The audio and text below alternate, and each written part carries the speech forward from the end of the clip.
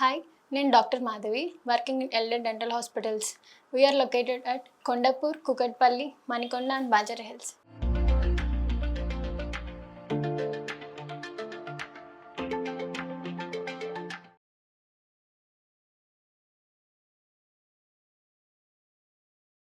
నేనేం చెప్పాలనుకుంటున్నానంటే bad breath, నోటి వాసన, దాన్ని హాల్టోసిస్ అని కూడా అంటాం కదా.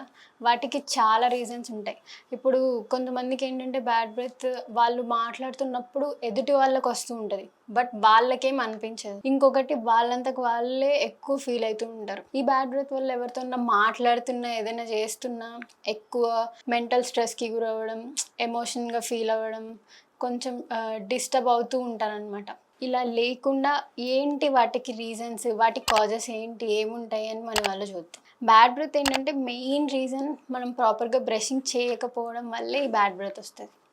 తిన్న ఫుడ్ ఓవర్ నైట్ స్టోర్ అయిపోయి ఉంటుంది కదండి. ఆ ఓవర్ నైట్ స్టోర్ అయిపోయి నెక్స్ట్ డేకి అదొకలాంటి స్మెల్ వస్తూ ఉంటుంది. రిపీటెడ్గా మనం ప్రాపర్గా క్లీనింగ్ చేసుకోకుండా, బ్రషింగ్, ఫ్లాసింగ్ ఇవి చేసుకోకుండా అలానే వదిలేసామనుకోండి, నెక్స్ట్ డేకి ఒకలాంటి బ్యాడ్ స్మెల్ వస్తుంది. లేదు బ్రషింగ్ బాగానే ఉందంటే టంగ్ క్లీనింగ్ కూడా అంతే ఇంపార్టెంట్. టంగ్ పైన వైట్ కలర్ కోట్ అనేది ఉండిపోద్ది, దానివల్ల కూడా బ్యాడ్ బ్రెత్ వస్తుంది మనకి.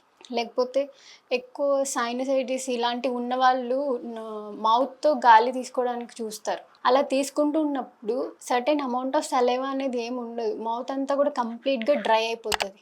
ఆ డ్రై అయిపోయినప్పుడు కూడా బ్యాడ్ బ్రెత్ వస్తుంది. ఇలా రీజన్స్ ఉంటాయి. అప్పుడు మనం డ్రై ఉంది, ఏదైనా సెలవరీ గ్లాండ్స్ ఇన్ఫెక్షన్స్ కూడా ఉండొచ్చు కొన్నిసార్లు. లిమిటెడ్ వాటర్ అనేది తీసుకోవాలి పర్టికులర్గా.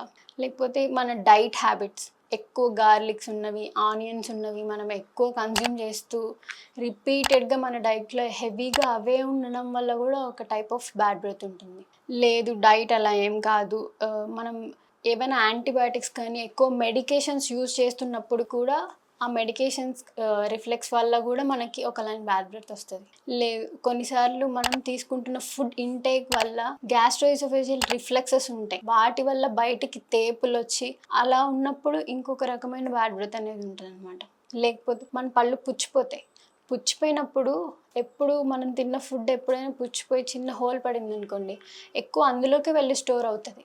అలా స్టోర్ అయినప్పుడు రిపీటెడ్గా మనం దాన్ని ఆ హోల్ని టచ్ చేస్తే పెయిన్ వస్తుందేమో అని అలానే వదిలేస్తూ ఉంటాం. వదిలేసి లాంగ్గా ఉండిపోవడం వల్ల కూడా ఆ ఫుడ్ అక్యుములేట్ అయ్యి అలానే ఉండి బ్యాడ్ బ్రెత్ వస్తుంది.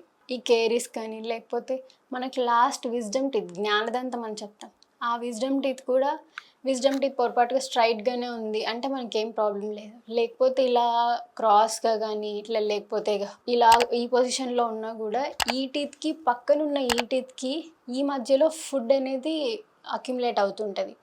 అప్పుడు మనం ప్రాపర్ క్లీనింగ్ చేసుకున్నప్పుడు ఏమవుతుంది, ఇక్కడ అక్యుములేట్ అయిన ఫుడ్ వల్ల కూడా మనకి బ్యాడ్ బ్రెత్ అనేది వచ్చే ఛాన్సెస్ ఉంటుంది. వీటన్నిటిని ఎరాడికేట్ చేయాలంటే ప్రాపర్ బ్రషింగ్ ఉండాలి. రెగ్యులర్గా ఒక 6 months వరకు డెంటిస్ట్ని కన్సల్ట్ అవ్వడానికి చూడండి. అంటే ప్రతిసారి చూయించుకోవాలా పక్కాన అనుకుంటే మనం ఇనీషియల్ స్టేజెస్లోనే చూయించుకున్నాం అనుకోండి, ఇవన్నీ ఏముండదు. ఫర్దర్ ప్రొలాంగ్ అయ్యే కొద్దీ ఎప్పటికైనా మనకి ఇబ్బంది అవుతుంది.